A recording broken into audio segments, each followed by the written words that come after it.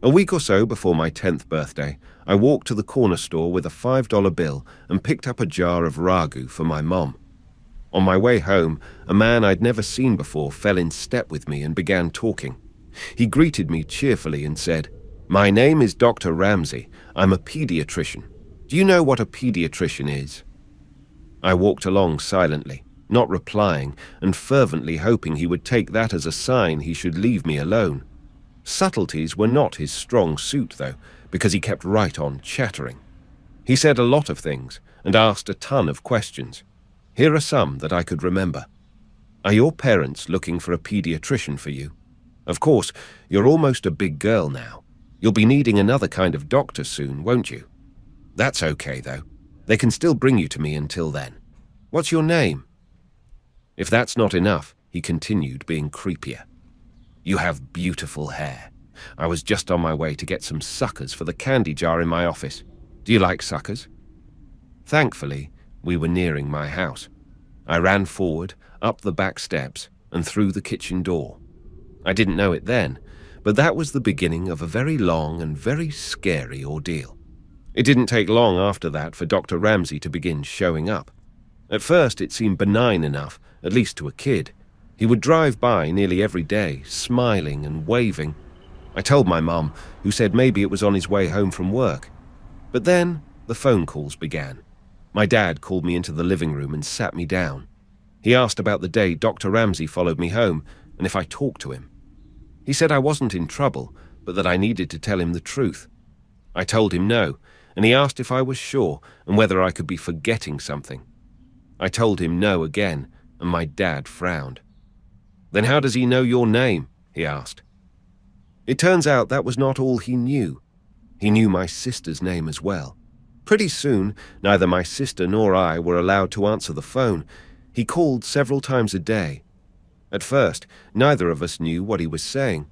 Then, one night, one of my brothers told us that he was telling my parents that he was going to hurt me and my sister. Things got complicated after that. My father had called the police, but there was not a lot they could do. This time was before there were any anti-stalking laws. They told my parents to call back if he tried anything. Dad then called a friend of his from back in the day who happened to be a cop. For the next month, my dad's friend escorted me to and from school. Suddenly, life as I knew it came screeching to a halt. I couldn't walk to school alone and I couldn't play outside. I couldn't even walk to the nearby Super America. That's sort of like a 7-Eleven for those who don't know. Then one afternoon, my sister, two of my brothers, my mum and I were in the kitchen. One of my brothers saw a glimpse of someone in the garage. Dr. Ramsey came bolting out of the garage, my brothers chasing after him. They ran all the way to Cherokee Park, where he lost them in the trees. My parents called the police again, but nothing came of it. The only information they had was a description and a name that was almost certainly fake. A couple of weeks later, we woke to find our dog hanging from the side porch. She was a gorgeous saddleback German shepherd, born the same day I was. We were all devastated. The cops said there was no evidence it was Ramsey and ruled it accidental, but none of us believed that. His phone calls became more informative in the meantime. He would talk about who was home and who wasn't. If my brother would say my dad was home, he would tell him who was really in the house. He also would talk about the house itself. He said the window in the kitchen could easily be opened with a knife from the outside, even when it was locked. He also mentioned the French doors that connected the living room to the side porch, and how the lock could be finagled from the outside if you jiggled it just right. That night, my dad put in some carpenter nails at the bottom of the French doors until he could get a new lock ordered. One time, my parents had to go to a company event for my dad's work. Also, my older brothers were at Saints West roller skating rink. I remember my sister was on the phone with her best friend, and my little brother was on the floor asleep. I remember it was late at night, and I was watching Devo on the midnight special with Wolfman Jack. Suddenly, the top of the French doors swung inward, and in the few milliseconds, before the nails in the bottom caused them to snap back, I could see his silhouette. My sister whipped the phone at the television, and we ran up the stairs. About halfway up, we realized our little brother was still asleep on the living room floor. As quietly as we could, we slipped back down the stairs to get him. We all went into our bedroom and didn't turn on the light. This way, we could see outside somehow. We watched out the window for a while, and when we didn't find him, we crept down the hall to our brother's room to look. We looked down and could see someone standing at the back door. He knocked loudly. My sister asked out the window what the man wanted. He stepped back and said it was pizza delivery and asked us to open the door. She scoffed at him, declaring she was not stupid. She could see he didn't have a pizza, and she was calling the cops. The man left. A short while later, my brothers returned home. We told them what happened, and they walked around the yard, watching for him. They came back in, and things settled down. By now, we had pretty much given up calling the cops because it never helped.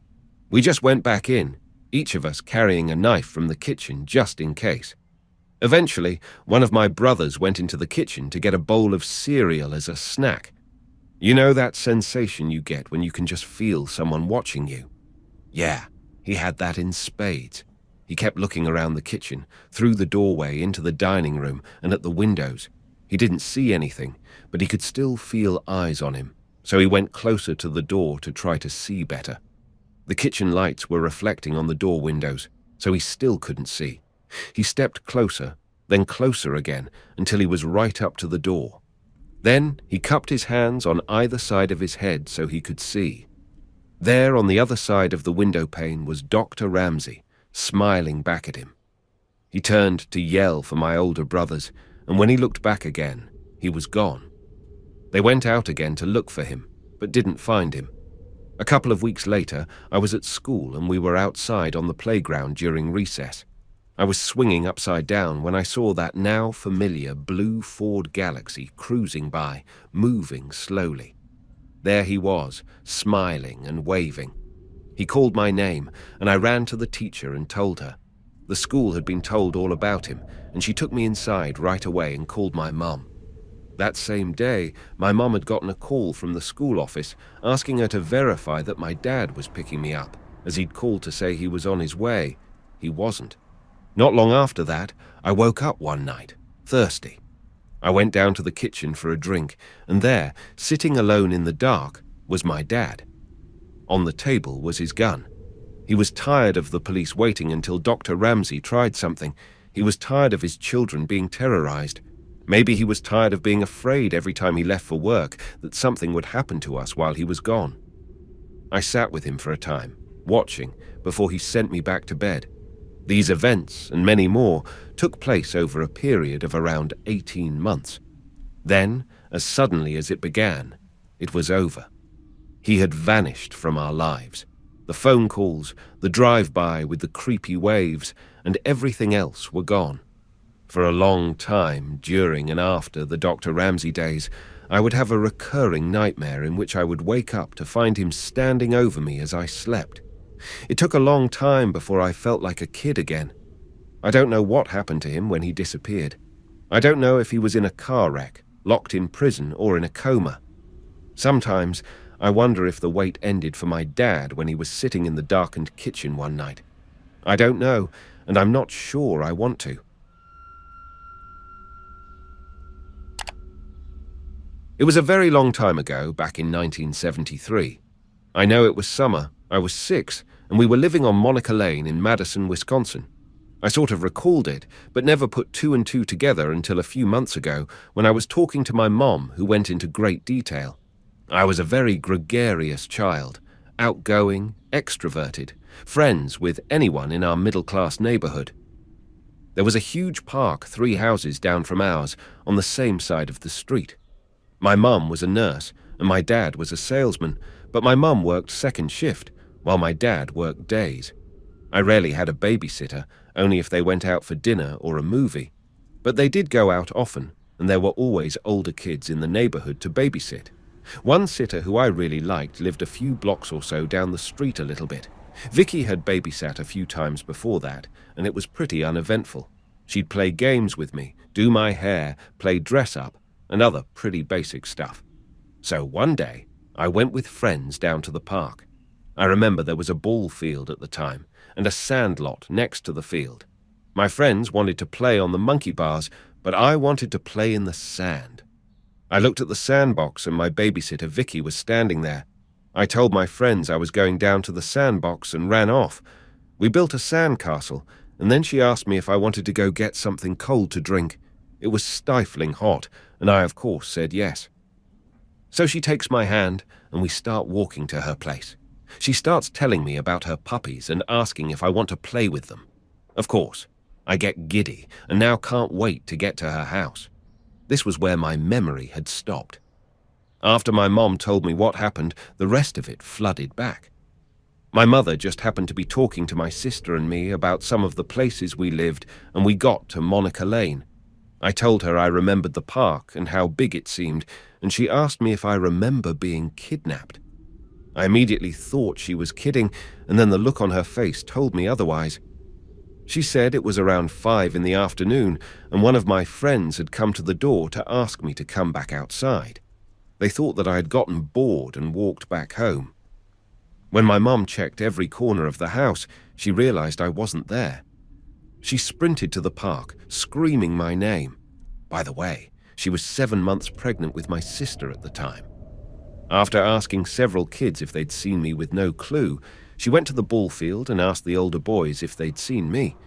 One of the boys said that he'd seen a younger woman playing with a girl that fit my description in the sand. They walked off in a general direction, and that was all he knew. My mum ran across the street to one of the houses and asked to use their phone to call the police. By the time the police got there, my dad had come home and some of the neighbors were trying to help my mum. So there's this search party out looking for me, screaming my name and knocking on doors.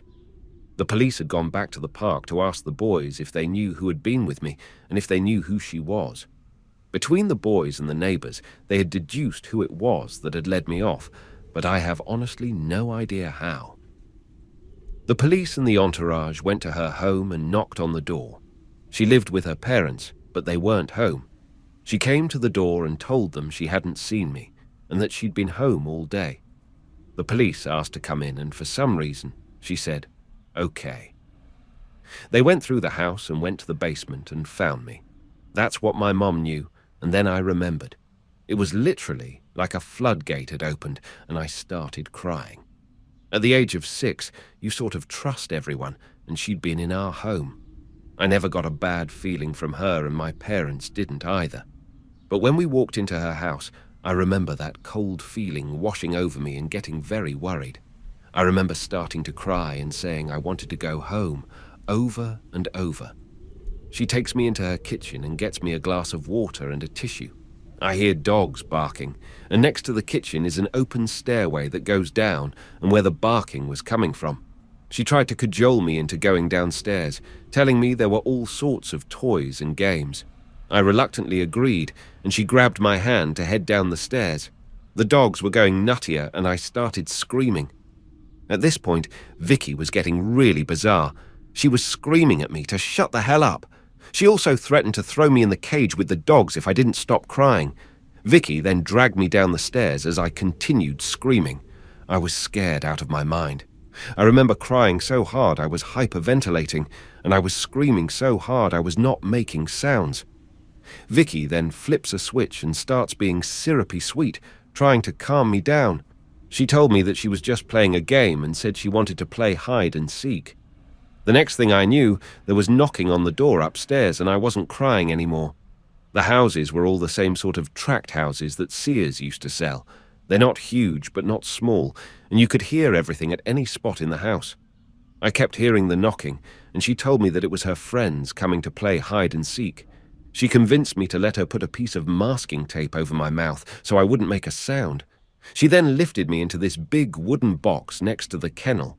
She put a big pile of blankets over me and told me to be really quiet so they didn't find me. The whole time the dogs were going crazy, but when she calmed me down, they calmed down too.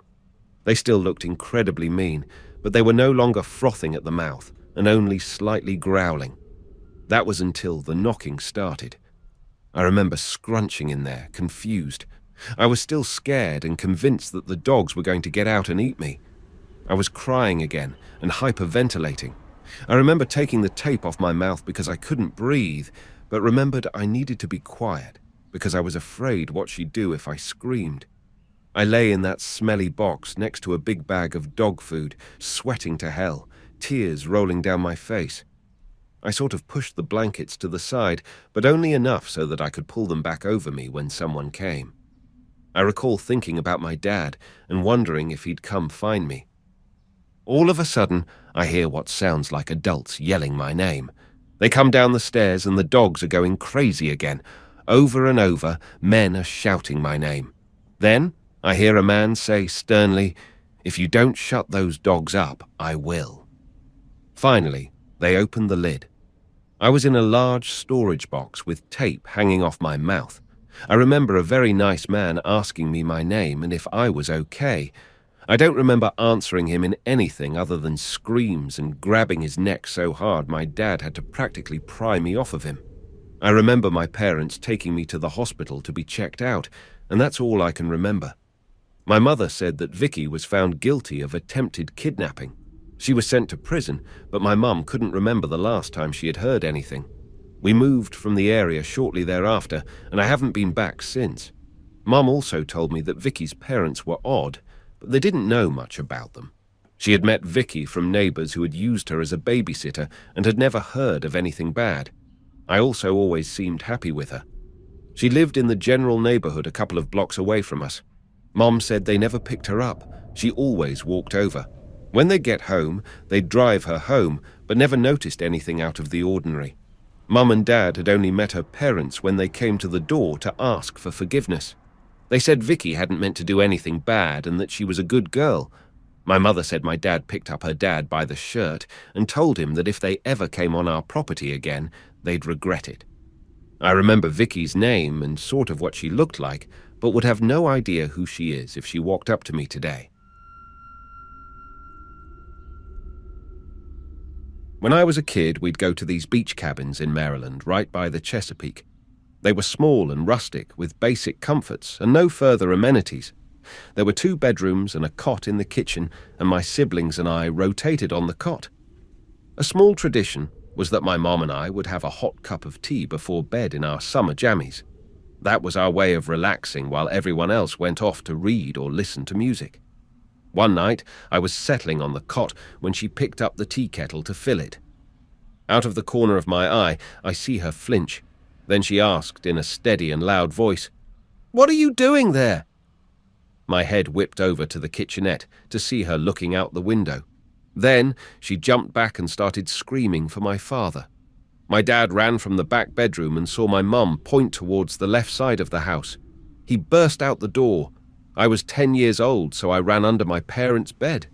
I still remember the smell of the old wood and the feel of my teddy bear shielding me from whatever the hell was happening. I remember seeing my 14-year-old brother, who was then a medium-ranking karate student, following my dad out of the cabin at full speed. My father, a former army sergeant with a bronze star, managed to tackle the guy that had been peeping into our kitchen window. He put him in an elbow lock face down on the ground with my brother standing over both of them, while my mum ran to get the cell phone we'd bought just 2 weeks earlier. While my mum called 911, I remember hearing the guy talking. He was speaking in a crazed voice, saying stuff like the following: "The Ouija board told me to do this. I want the devil to suck my brains out. I have to go to cabin 10. I have to go inside cabin 10. Satan is in cabin 10. I will burn down cabin 10. He kept saying these things on and on. My family was in cabin 3, over half a mile from where he apparently intended to meet the devil. My dad kept a grip on him for probably a good 15 minutes until the cops showed up. The first thing out of one of the officers' mouth was, "Jamie, when did they let you out?" Jamie had been released from jail just 2 weeks earlier for arson. Guess where he was standing when my mum first saw him? He was right beside the cabin's propane tank. Please drop a like and subscribe to Eerie Echoes for more horror stories. As always, thank you for watching.